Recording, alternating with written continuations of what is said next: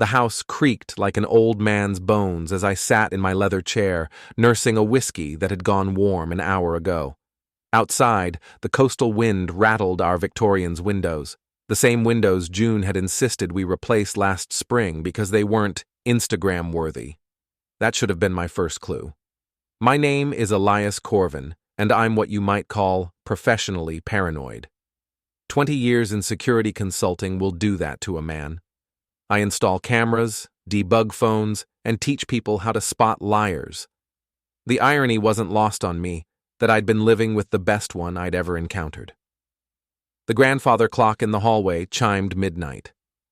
June's networking gala had ended 3 hours ago, but she was still out there somewhere, probably crafting her next masterpiece of deception.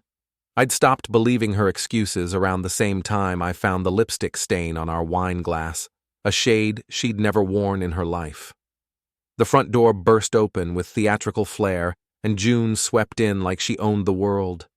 At 34, she still turned heads wherever she went.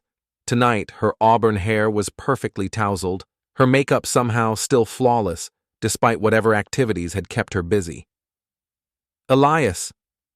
Her voice carried that artificial brightness she used when she was hiding something big. "You're still awake. Good. We need to talk." I took another sip of warm whiskey and studied her face. 20 years of reading people had taught me to spot the tells, the slight flush in her cheeks, the way she avoided direct eye contact, the nervous energy that made her pace instead of sit. "How was the gala?" I asked, keeping my voice neutral. "Amazing. Absolutely amazing." She dropped her purse on the coffee table, a little too carelessly. "I met someone tonight, Elias. Someone special." Here it comes, I thought. The confession she'd been building up to for months. "His name is Sebastian. Sebastian Larocque. He's in finance, very successful, and—" She paused, biting her lower lip in that way she thought was endearing. I fell for him instantly. I nodded slowly, as if processing this information for the first time. Sounds like quite a connection. It was more than that. She finally looked at me directly, her green eyes bright with excitement. We talked for hours, about everything, art, travel, dreams. He understands me in a way that— She stopped herself, but the damage was done. In a way that I don't? I finished for her. She had the grace to look slightly ashamed. "That's not what I meant." "Sure it is." I set down my glass and leaned back in my chair. "So what's the plan, June? Divorce, clean break, or did you have something more creative in mind?" Her face lit up like she'd been waiting for this opening. "Actually, I was thinking, what if we didn't have to choose?" And there it was. The punchline to a joke only she found funny. "Go on," I said. "Sebastian is very open-minded, progressive, and he thinks you seem like an interesting guy. He's never met me. I showed him your picture, told him about your work, your sense of humor." She moved closer, her voice dropping to what she probably thought was a seductive whisper. "He suggested we all spend some time together, see where it leads." I couldn't help myself. I started laughing, not the bitter, angry laugh she was expecting, but genuine amusement at the sheer audacity of it all. "You want me to share you with your boyfriend," I said when I caught my breath. "It's not about sharing. It's about expanding our horizons, exploring new possibilities." "Right." I stood up, towering over her 5'6" frame. And what did Sebastian think about this brilliant idea? He's excited about it. He said it could be really good for all of us. I walked to the window and looked out at our quiet street. Mrs. Gibbons from next door was peeking through her curtains, probably wondering why June was just getting home. The old woman saw everything that happened on Maple Street, filed it away in her memory like a human security system. "You know what, June?" I turned back to face her. "You should go for it." Her eyes widened. "Really?" "Absolutely. Don't let me hold you back. Chase your dreams." She practically bounced on her toes. "Oh, Elias, this could be so good for us, for our relationship." Sebastian has this amazing condo downtown and he's talking about taking us to Europe next month and… Whoa. I held up a hand. I said you should go for it. I never said anything about us. Before we dive deeper into this story, I have one small request. Please subscribe, drop a like, comment, and hit that hype button to boost this channel so more people can discover these incredible Reddit stories. The excitement drained from her face. What do you mean? I mean, have fun with Sebastian. Enjoy Europe. Live your best life, but count me out.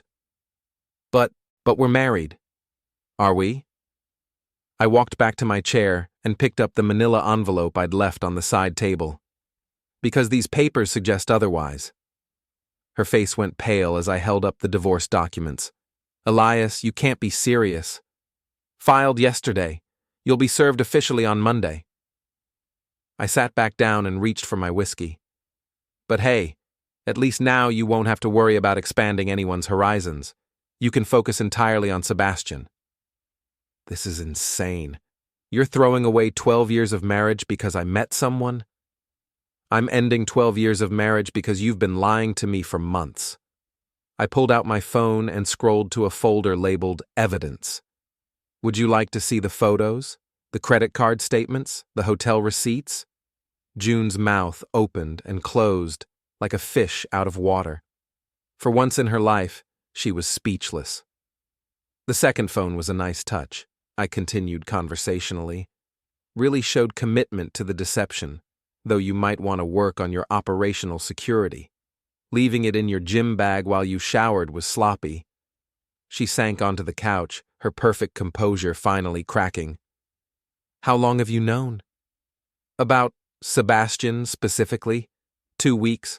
About the affairs in general? Try 6 months. Affairs? Plural? I smiled. Sebastian's not your first rodeo, sweetheart, just your most recent. The color drained completely from her face. She looked around the room as if seeing it for the first time, really seeing it. The packed boxes stacked neatly in the corner, the missing photographs from the mantel, the suitcases by the door. You're leaving, she whispered. Actually, you are. I stood and walked to the front closet, pulling out her coat. I bought this house before we got married. My name's on the deed. Yours isn't. You can't just throw me out. I can, and I am. Your stuff is packed. Your car is in the driveway. Sebastian's expecting you, isn't he? She stared at me like I'd grown a second head. This isn't you, Elias. You're not this cold. You're right. The old Elias would have begged you to stay, would have asked what he did wrong, would have tried to fix things. I held out her coat. But that guy was an idiot. I'm much smarter now. June stood slowly, her legs unsteady. What about our friends? Our life together? People are going to ask questions. Let them ask. I'm sure you'll come up with something creative. She took the coat with shaking hands. I never meant for it to happen this way. Sure you did. You just thought I'd be too stupid to figure it out. As she walked toward the door, I called after her. Oh, June? One more thing. She turned back, hope flickering in her eyes. Tell Sebastian I said congratulations. He's getting exactly what he deserves. The door closed behind her with a soft click, and the house fell silent except for the wind and the ticking of the grandfather clock. I finished my whiskey and smiled. The game was just beginning. The next morning brought rain and the satisfying sound of June's car starting and failing 3 times before finally turning over. I watched from the kitchen window as she struggled with the temperamental engine, a problem I'd been meaning to fix for months, but somehow never got around to. My phone buzzed with a text from my best friend Ricky. Heard June's car acting up again. Want me to take a look? Ricky Martinez owned the garage downtown and had been fixing my vehicles since we were kids in Boston. He was also the only person who knew about June's extracurricular activities. Let it die naturally, I texted back. Darwinism in action. An hour later, Ricky showed up at my door with coffee and donuts from Murphy's Bakery. At 42, he still looked like the scrappy kid who'd taught me how to hotwire cars in high school. though his hair had gone gray and his waistline had expanded. "So," he said, settling into June's usual chair at the kitchen table. "How'd she take it?" "About as well as you'd expect. She wanted me to join her and the boyfriend for some kind of modern arrangement." Ricky nearly choked on his coffee. "She asked you to share?" "Apparently, Sebastian thinks I'm interesting." "Sebastian?" Ricky's eyebrows shot up. "As in Sebastian LaRoque, the hedge fund guy?" I looked up from my coffee. "You know him?" "Know of him. He brings his Porsche to my shop sometimes. Real piece of work. Treats my guys like servants, never tips, always complaining about something." Ricky grinned. "This is going to be fun." "It's not about fun, Rick. It's about justice." "Same thing in my book." He pulled out his phone. "So what's the plan?" I'd been thinking about that all night. In my line of work, you learn that information is power. The more you know about your target, the more precisely you can strike. And I knew a lot about Sebastian LaRoque.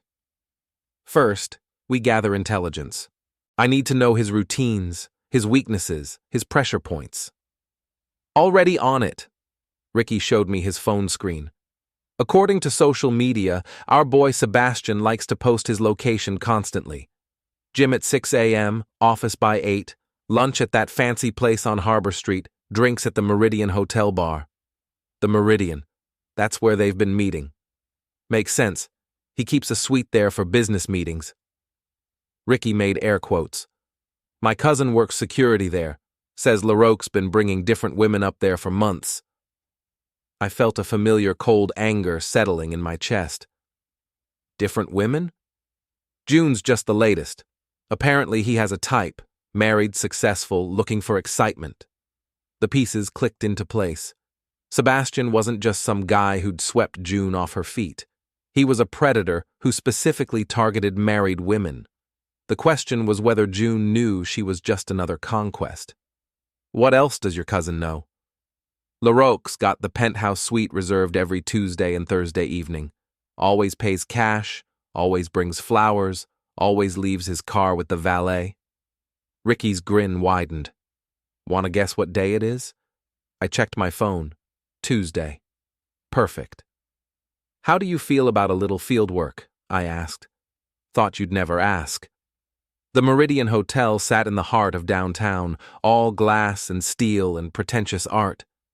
The kind of place that charged $30 for a cocktail and made you feel grateful for the privilege. I'd been there exactly once, for June's company Christmas party, and spent the entire evening wanting to leave.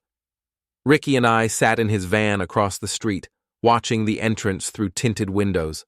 At exactly 5:30, Sebastian's silver Porsche pulled up to the valet stand. "Right on schedule," Ricky muttered. Sebastian climbed out of the car like he was posing for a magazine cover. Tall, lean, perfectly styled hair, expensive suit that probably cost more than most people made in a month. He handed his keys to the valet with the casual arrogance of someone who'd never worried about money. "Pretty boy," Ricky observed. "June always did like them shiny." We waited another 10 minutes before June's BMW pulled up behind a taxi. She'd changed clothes since morning. Gone was the rumpled outfit from her walk of shame, replaced by a tight black dress and heels that clicked against the pavement like a countdown timer. "Showtime," I said. Ricky started the van. "You sure about this plan?" "Trust me, I know what I'm doing." The Meridian's service entrance was around back, protected by a keypad lock that took me less than 30 seconds to bypass. 20 years in security consulting had taught me that most systems were designed to keep out opportunists, not professionals. The service elevator took us to the 15th floor, where Sebastian kept his suite.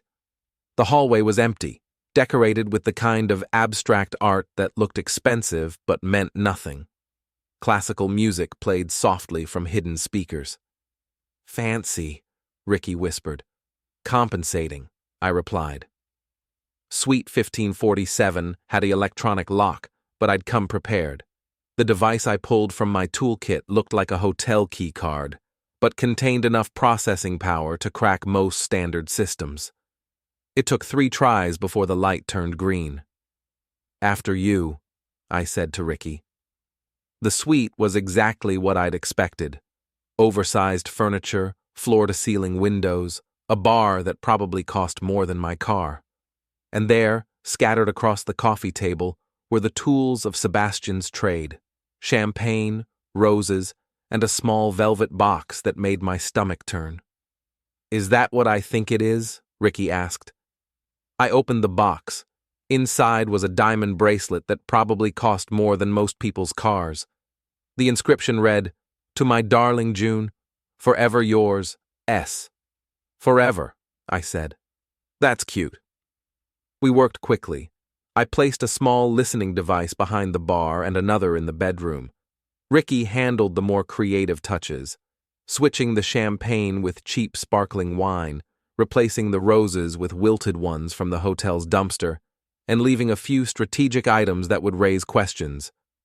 The piece de resistance was June's wedding ring, which I'd taken from her jewelry box that morning. I placed it carefully in Sebastian's suit jacket pocket, where she'd be sure to find it. "Think she'll recognize it?" Ricky asked. "Hard to miss. I had it engraved." We were back in the van within 20 minutes, just as the sun was setting over the harbor. My phone buzzed with an alert from the listening device. They'd returned to the suite.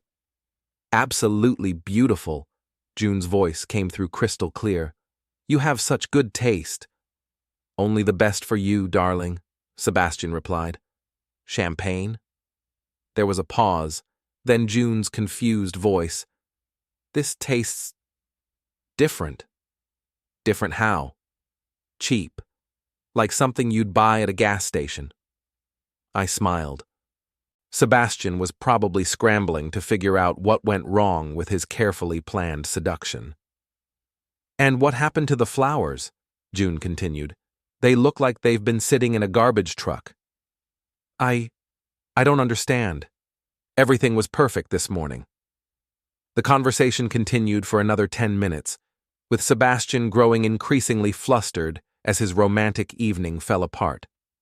The final blow came when June found her wedding ring in his jacket pocket. "What is this?" Her voice was ice cold. "I have no idea how that got there." "This is my wedding ring, Sebastian. The one I told you I stopped wearing months ago." "June, I swear, I don't know." "Did you take this from my house? Have you been following me?" "No, I would never."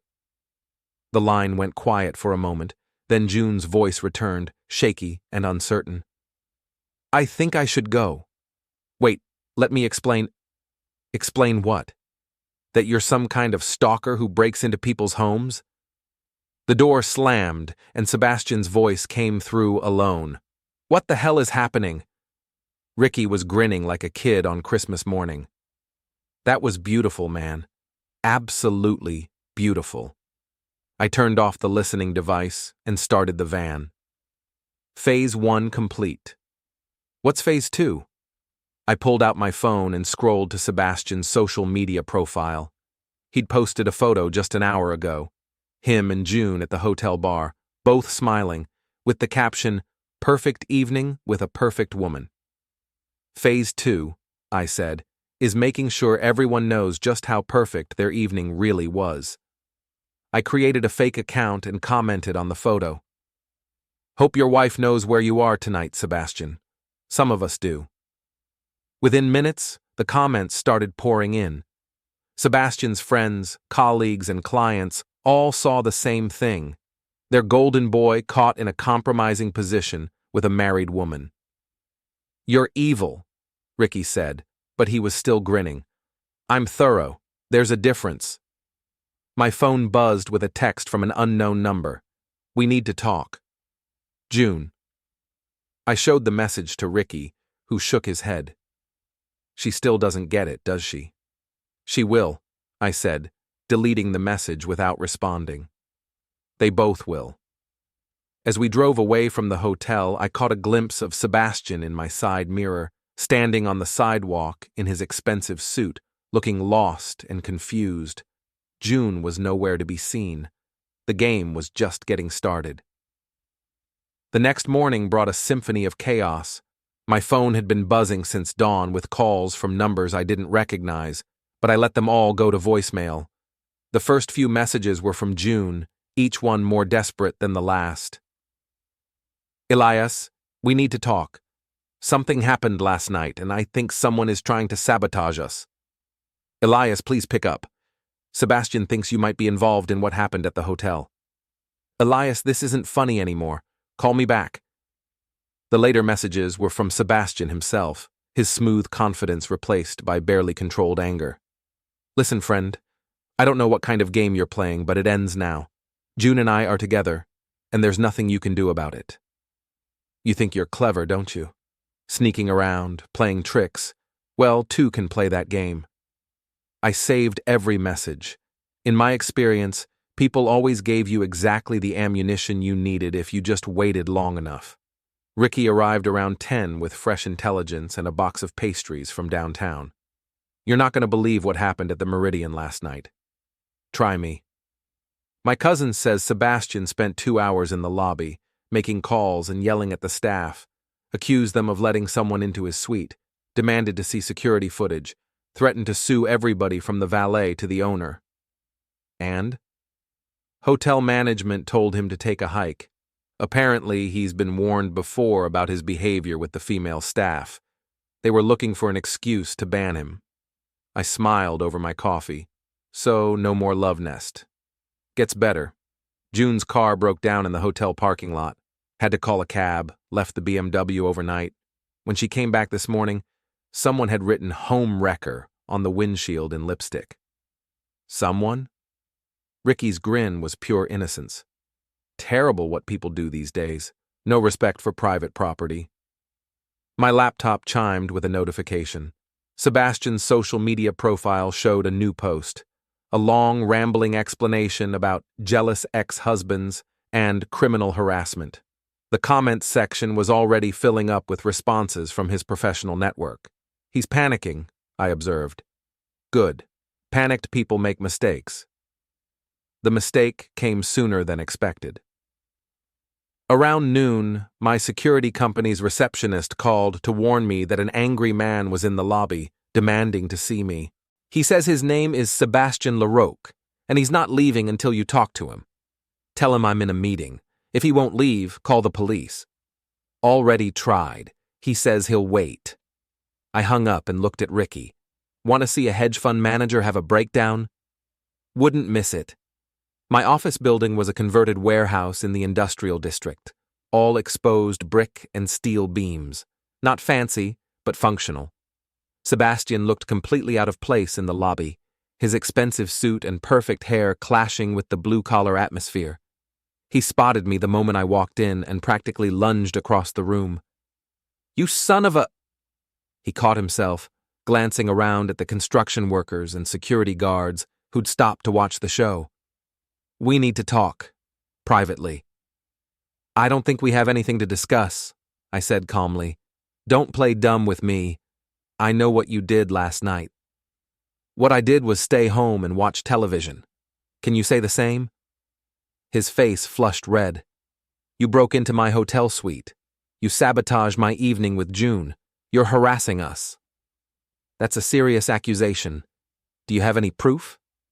Sebastian's mouth opened and closed like a fish out of water. Around us, my colleagues had stopped pretending to work and were openly staring at the confrontation. I don't need proof, he said finally. I know it was you. Knowing and proving are two different things. I started toward the elevator. If you'll excuse me, I have work to do. He grabbed my arm. This isn't over. I looked down at his hand on my sleeve, then back at his face. Take your hand off me. Something in my voice must have gotten through to him, because he let go immediately. But the damage was done. Half a dozen people had witnessed him put his hands on me, and in a building full of security professionals, that kind of behavior didn't go unnoticed. You okay, Elias? Asked Tom Morrison, one of my installers. Tom was 6'4" and built like a linebacker. He'd moved closer during the confrontation, and now he was standing right behind Sebastian. I'm fine, Tom. Mr. LaRoque was just leaving. Sebastian looked around the lobby and seemed to realize for the first time that he was outnumbered. This isn't finished, he muttered. Yes, it is, I said. And if you come back here again, I'll have you arrested for trespassing. He stormed out, slamming the door hard enough to rattle the windows. Tom whistled low. Friend of yours? Ex-friend. He's having some relationship issues. Looked like he wanted to have some violence issues too. I pulled out my phone and started recording a voice memo. Tom Morrison, witness statement, Tuesday, 12:15 p.m. Sebastian LaRoque physically grabbed my arm in the lobby and threatened me in front of multiple witnesses. You want me to write up a formal report? Tom asked. Might not be a bad idea. By evening, Sebastian's confrontation at my office had made its way through the local business community's gossip network. My phone was ringing with calls from colleagues who'd heard various versions of the story, each one more dramatic than the last. The version I heard from my client at the bank had Sebastian threatening to burn down my building. The one from the insurance adjuster had him pulling a knife. The truth was bad enough, but the embellishments were even better. I was having dinner at Murphy's Diner when Clara Hendricks walked in. Clara was June's best friend and biggest enabler, the kind of woman who thought every married woman deserved a little excitement on the side. She spotted me immediately and marched over to my booth. This has gone far enough, Elias. Hello, Clara. Nice to see you too. June is devastated. Absolutely devastated. Do you have any idea what you're putting her through? I looked up from my meatloaf. What I'm putting her through? She made one mistake, one tiny mistake, and you're destroying her entire life over it. One mistake? I laughed. Clara, your best friend has been cheating on me for months, with multiple men. That's not a mistake, it's a pattern. Clara's face went pale. Multiple men? That's not… June wouldn't… Ask her about David from her yoga class, or Marcus from the gym, or that bartender from the Anchor. I took another bite of meatloaf. Sebastian's just the latest. You're lying. I pulled out my phone and scrolled to a folder of photographs. Hotel receipts, Clara, credit card statements, text messages. Your best friend isn't the woman you think she is. Clara stared at the evidence, her face cycling through disbelief, shock, and finally anger. But the anger wasn't directed at June. Even if that's true, it doesn't give you the right to humiliate her publicly. I haven't humiliated anyone publicly. All I did was file for divorce and move out of my own house. What about Sebastian's car, the hotel suite, the social media comments? I smiled. I have no idea what you're talking about. Clara leaned across the table, her voice dropping to a hiss. Stay away from June, and stay away from Sebastian. If you don't, you'll regret it. Is that a threat, Clara? It's a promise. She stormed out of the diner, leaving me alone with my dinner and my thoughts. Clara's reaction told me everything I needed to know about June's support system. Her friends were already choosing sides, and some of them were choosing poorly. My phone buzzed with a text from Ricky. Check Sebastian's social media. Now. I pulled up Sebastian's profile and found a new post from an hour ago. Some people can't handle losing gracefully. When small men feel threatened, they resort to petty revenge, but karma has a way of balancing the scales. The post had dozens of likes and comments, most of them supportive. Sebastian's friends and colleagues were rallying around him, painting him as the victim of a jealous ex-husband's harassment campaign. It was exactly what I'd been hoping for. I opened my laptop and started typing a response, not as myself, but as an anonymous commenter who'd been following the drama. Interesting perspective, Sebastian. Does June's husband know you've been targeting married women for months? Does your investment firm know about your extracurricular activities? Some of us remember the other wives. I posted the comment and sat back to watch the fireworks. Within minutes, Sebastian's supporters started asking questions. Who were the other wives? What extracurricular activities? What did his investment firm have to do with anything? Sebastian tried to control the damage, deleting comments and blocking users, but it was too late. The questions were out there, spreading through his professional network like wildfire. My phone rang. It was a number I didn't recognize, but I answered anyway. "You think you're clever?" Sebastian's voice was tight with rage. "But you have no idea who you're messing with." "I'm messing with a man who seduces married women and then plays the victim when their husbands find out. I could destroy you. One phone call to the right people, and your little security company would be finished. You could try, but I'd be careful about making threats over the phone. You never know who might be recording." There was a long pause. "You're recording this?" "I'm a security consultant, Sebastian. I record everything." The line went quiet, then the call ended. I saved the recording to my evidence folder and smiled. Sebastian was starting to understand that he wasn't dealing with some heartbroken husband who could be intimidated or bought off. He was dealing with someone who played the game better than he did, and the game was just getting started. Thursday morning brought rain and the first real sign that my campaign was working. June's BMW sat in my driveway with a note tucked under the windshield wiper. "We need to talk, please. Jay." I crumpled the note without reading it twice. If June wanted to talk, she could make an appointment like everyone else. Ricky showed up an hour later with coffee and news. "Sebastian's having a rough week." How rough?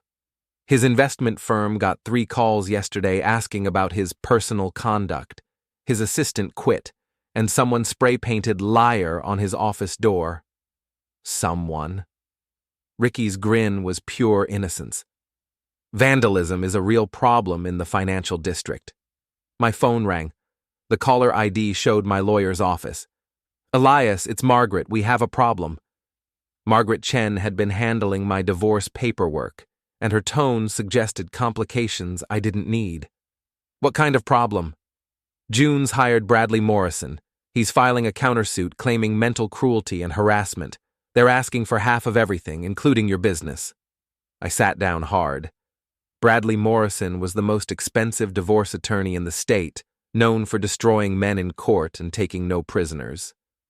"On what grounds?" "They claim you've been stalking June and her friend, vandalizing property, and conducting a harassment campaign designed to humiliate them publicly." "They can't prove any of that." "They don't have to prove it, Elias. They just have to make it sound plausible. Morrison is very good at making things sound plausible." I hung up and stared at the wall. June was fighting back, and she'd brought in professional help. That changed the game significantly. My laptop chimed with an email from an address I didn't recognize. "Check the Anchor tonight, 8 p.m. Come alone. A friend." The Anchor was a dive bar down by the marina, the kind of place where dock workers and fishermen went to forget their troubles. It wasn't somewhere June or Sebastian would normally be caught, which made it perfect for a clandestine meeting. I arrived at 7:30 and took a booth in the back corner where I could watch the door. The bar was half empty, filled with the usual collection of locals nursing beers and watching a baseball game on the ancient television. At exactly 8 o'clock, Clara Hendricks walked in. She looked around nervously before spotting me and making her way over. "Thank you for coming," she said, sliding into the booth across from me. "You're my mysterious friend?" "I needed to talk to you somewhere private, somewhere June wouldn't think to look." Clara looked terrible. Her usually perfect hair was disheveled, her makeup smeared like she'd been crying. The confident woman who'd confronted me at the diner was gone, replaced by someone who looked scared and exhausted. "What's this about, Clara?" "It's about June and Sebastian and the mess you've all created." She pulled out her phone and scrolled to a series of text messages. "These are from June, sent over the last 2 days." I read the messages, my anger growing with each one. "Clara, I need you to tell people that Elias has been threatening me. Can you post something on social media about Sebastian being a good guy? Make it sound natural. Bradley says we need witnesses to Elias's erratic behavior. You've seen how he's been acting, right? I might need you to testify that you saw Elias following us, just to help the case. I looked up at Clara. She wants you to lie under oath. She says it's not really lying, just emphasizing certain truths. And what do you think? Clara was quiet for a long moment, staring at her hands. I think June isn't the person I thought she was. What changed your mind? Sebastian called me yesterday, wanted to meet for coffee, said he needed my help with something. I thought he was going to ask me to talk to June, maybe help them work things out. But that's not what he wanted. He wanted me to seduce you. I nearly choked on my beer. What? He said if I could get you into a compromising position, they could use it against you in court, make you look like a hypocrite. Clara's voice was barely above a whisper. He offered to pay me $10,000. The pieces clicked into place. Sebastian wasn't just fighting back, he was trying to frame me, and he was using June's best friend to do it. What did you tell him? I told him I'd think about it. Then I went home and threw up. Clara looked up at me, tears in her eyes. I've known June for 15 years, Elias. She was my maid of honor. I was hers. And now she's asking me to commit perjury, while her boyfriend tries to turn me into a prostitute. So why are you telling me this? Because you deserve to know what you're up against, and because... She paused, wiping her eyes. Because I think you're the only one in this whole mess who's been telling the truth. I pulled out my phone and started the recording app. Clara, I need you to repeat everything you just told me, on the record. Will it help? It might save my life. She nodded and started talking. For 20 minutes, she laid out everything. June's lies, Sebastian's bribes, the plan to frame me for harassment and infidelity. When she finished, I had enough evidence to destroy both of them in court. What happens now? Clara asked. Now you go home and pretend this conversation never happened. If Sebastian calls again, you play along but don't commit to anything. Can you do that? I think so. But Elias, be careful. Sebastian isn't just angry anymore. He's desperate, and desperate people do stupid things. She left through the back door, and I sat alone in the booth, thinking. Sebastian and June had made a critical error.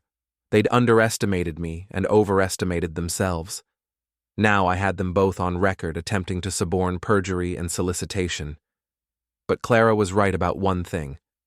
Desperate people did stupid things, and Sebastian was about to get a lot more desperate. I pulled out my phone and called Margaret. I have new evidence, I said when she answered. The kind that ends cases before they start. What kind of evidence? The kind that proves June and her boyfriend are trying to frame me. How fast can you get an emergency hearing? If it's as good as you say, maybe tomorrow afternoon. Do it. And Margaret, make sure Bradley Morrison knows what we have. I want him to sweat. I finished my beer and walked out into the rain. Tomorrow, June and Sebastian would learn what happened when you brought a lawyer to a security expert's fight. The game was almost over. Friday morning arrived with the kind of crisp autumn air that made everything seem possible. I was sitting in my kitchen, reading the newspaper and enjoying the silence, when my phone rang. The caller ID showed Margaret's office. We have a problem, she said without preamble. What now? Bradley Morrison withdrew the countersuit an hour ago. No explanation, no negotiation. Just a one-sentence filing saying his clients no longer wish to pursue the matter. I set down my coffee cup. That doesn't sound like a problem. It is, if you were hoping to use your evidence in court. Morrison's too smart to let his clients hang themselves in front of a judge. He's cutting his losses. So, what does that mean for the divorce? It means you win by default. June gets nothing except what she can carry out in a suitcase. I should have felt victorious, but something about Morrison's sudden retreat bothered me. In my experience, lawyers like him didn't give up unless they had a very good reason. Margaret, I want you to file a restraining order against both of them. On what grounds? Harassment, stalking, attempted fraud. I'll send you the evidence. Elias, are you sure that's necessary? They seem to be backing down. That's exactly when they're most dangerous. I hung up and immediately called Ricky. I need you to keep an eye on Sebastian today. Something's not right. Define not right. His lawyer just folded completely. No fight, no negotiation. That's not normal. Maybe they realized they couldn't win. Or maybe they realized they couldn't win legally. There was a pause on Ricky's end. You think they're planning something stupid? I think Sebastian's the kind of man who's never lost anything important in his life, and I think he's not going to start now. I'm on it. What about June? June's a follower. She'll do whatever Sebastian tells her to do. He's the one I'm worried about. I spent the morning installing new security cameras around my house and upgrading the alarm system. If Sebastian was planning something, I wanted to be ready. Around noon, Mrs. Gibbons knocked on my door. The elderly woman looked agitated, wringing her hands and glancing nervously over her shoulder. Elias, dear, I think you should know. There's been a man watching your house. What kind of man? Tall, well-dressed, drives a fancy silver car. He's been parked across the street for the past 2 hours, just sitting there. I looked out the window and saw Sebastian's Porsche parked under the oak tree. He was behind the wheel, talking on his phone and occasionally glancing toward my house. Mrs. Gibbons, I want you to go home and lock your doors. If you see that man get out of his car, call the police immediately. Are you in some kind of trouble, dear? Nothing I can't handle, but I'd feel better knowing you were safe inside. She patted my arm and hurried back to her house. I watched her go, then pulled out my phone and called the police non-emergency line. This is Elias Corven on Maple Street. I'd like to report a suspicious vehicle that's been parked outside my house for several hours. The dispatcher took my information and promised to send a patrol car. 20 minutes later, a police cruiser pulled up behind Sebastian's Porsche. I watched through my window as the officer approached Sebastian's car and had what appeared to be a brief but heated conversation. Sebastian drove away, but not before shooting a venomous look toward my house. My phone rang immediately. It was Sebastian. You called the cops on me? I called them about a suspicious vehicle. If that happened to be your car, that's your problem. This is harassment, Elias. I was parked on a public street. For 2 hours, watching my house. Most people would call that stalking. I wasn't stalking anyone. I was making phone calls. Sure you were. Just like you were making business deals when you tried to bribe Clara. There was a long pause. I don't know what you're talking about. Of course you don't. Just like you don't know anything about breaking into hotel suites or vandalizing cars. You're insane. Maybe, but I'm also right, and we both know it. The line went quiet. Then Sebastian's voice came back, colder than I'd ever heard it. You think you've won, don't you? I know I have. This isn't over, Elias. Not by a long shot. Yes, it is. Your lawyer quit, your reputation is in ruins, and June's about to lose everything in the divorce. Game over. We'll see about that. The call ended, and I immediately saved the recording. Sebastian's threats were getting more explicit, which meant he was getting more desperate. Ricky called an hour later with an update.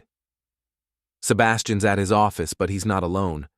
June's with him, and they've been arguing for the past 30 minutes. Can you hear what they're saying? Not clearly, but it's getting heated. She keeps pointing at her phone, and he keeps shaking his head. Keep watching. If they leave together, follow them. Already planning on it. I spent the afternoon preparing for whatever Sebastian had planned. I backed up all my evidence to multiple cloud storage accounts, sent copies to Margaret, and left detailed instructions with Ricky about what to do if something happened to me. At 6 o'clock, my doorbell rang. I checked the security monitor and saw June standing on my porch, alone. She looked terrible, hair unwashed, clothes wrinkled, eyes red from crying. I opened the door, but left the chain lock engaged. What do you want, June? To apologize, to explain, to try to fix this mess. There's nothing to fix. We're getting divorced. You're moving on with Sebastian. End of story. Sebastian and I broke up. That caught me off guard. When? This afternoon, after his lawyer quit and the police hassled him about watching your house. She wiped her eyes with the back of her hand. He blamed me for everything, said I was the reason his life was falling apart. And you believed him? I believed him enough to realize what kind of man he really is. I studied her face through the gap in the door. June was many things, vain, selfish, manipulative, but she'd never been a good liar when she was emotional. The tears looked real. So what do you want from me? I want to call off the lawyers, end the divorce proceedings, try to work things out. Are you insane? I made mistakes, Elias. Terrible mistakes. But we had 12 good years before things went wrong. That has to count for something. It counted right up until you decided to invite your boyfriend into our bed. That was Sebastian's idea. He said it would be exciting, that it would bring us closer together. And you went along with it because you're weak and selfish, and you always do whatever makes you feel good in the moment. The words hit her like a physical blow. She stepped back, fresh tears streaming down her face. Please, she whispered. I'll do anything. I'll go to counseling. I'll cut off all contact with Sebastian. I'll sign a prenup giving up any claim to your business. Just please don't throw away our marriage. For a moment, I almost felt sorry for her. Almost. Go home, June. Pack your things and go stay with Clara or your sister or whoever will take you in, because you're not welcome here anymore. Elias, and June, if I see you on my property again, I'll have you arrested for trespassing. I closed the door and turned off the porch light. Through the window, I watched June stand there for several minutes before finally walking back to her car. My phone buzzed with a text from Ricky. Sebastian just left his office. Driving fast, looks agitated. You want me to follow? Yes. And Rick? Be careful. He's got nothing left to lose now.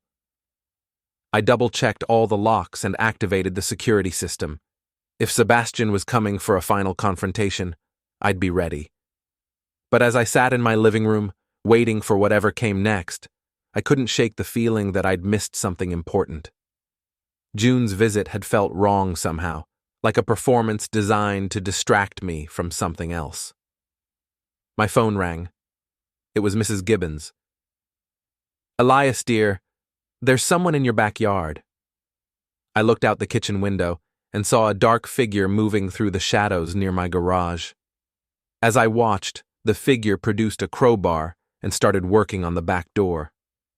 Call 911, I told Mrs. Gibbons. Tell them there's a break-in in progress. I grabbed the baseball bat I kept by the back door and stepped outside. The figure looked up at the sound of the door opening, and I saw Sebastian's face in the moonlight. Breaking and entering now? I called out. That's a felony, Sebastian. He straightened up, crowbar still in his hand. You destroyed my life. You destroyed your own life. I just documented it. Everything I worked for, everything I built, gone because of you. Gone because you couldn't keep it in your pants. He raised the crowbar, and for a moment I thought he might actually try to use it. But then the sound of sirens filled the air, and his shoulders sagged in defeat. It's over, I said. Yeah, he replied, dropping the crowbar. It is. The police arrived 2 minutes later and found Sebastian sitting on my back steps, waiting for them. He didn't resist when they put the handcuffs on, didn't argue when they read him his rights. As they led him away, he looked back at me one last time. I hope it was worth it, he said. Every second, I replied. The police took my statement, collected the crowbar as evidence, and promised to keep Sebastian in jail at least until his arraignment. When they finally left, the neighborhood fell quiet again. I was cleaning up the scratches on my back door when June's BMW pulled into the driveway. She got out slowly, like an old woman, and walked over to where I was working. I heard what happened, she said. Did you know he was planning this? She was quiet for a long moment. He asked me to keep you distracted. Said he needed to get something from the house that belonged to him. There's nothing in this house that belongs to him. I know that. I think he just snapped. We stood there in the darkness, two people who'd once loved each other, looking at the wreckage of what we'd built together. What happens now? June asked. Now you pack your things and leave. The divorce goes through as scheduled. You and Sebastian both stay away from me for the rest of your lives. And if we don't? Then you'll find out just how creative I can be when people threaten what's mine. June nodded slowly. I'm sorry, Elias, for all of it. I know, I said, but sorry doesn't fix anything. She walked back to her car and drove away into the night. I finished fixing the door and went inside to pour myself a whiskey. The game was over. I'd won. But as I sat in my chair, sipping my drink and listening to the house settle around me, I realized that winning didn't feel quite the way I'd expected it to. It felt like justice. Cold, perfect justice. And that was enough.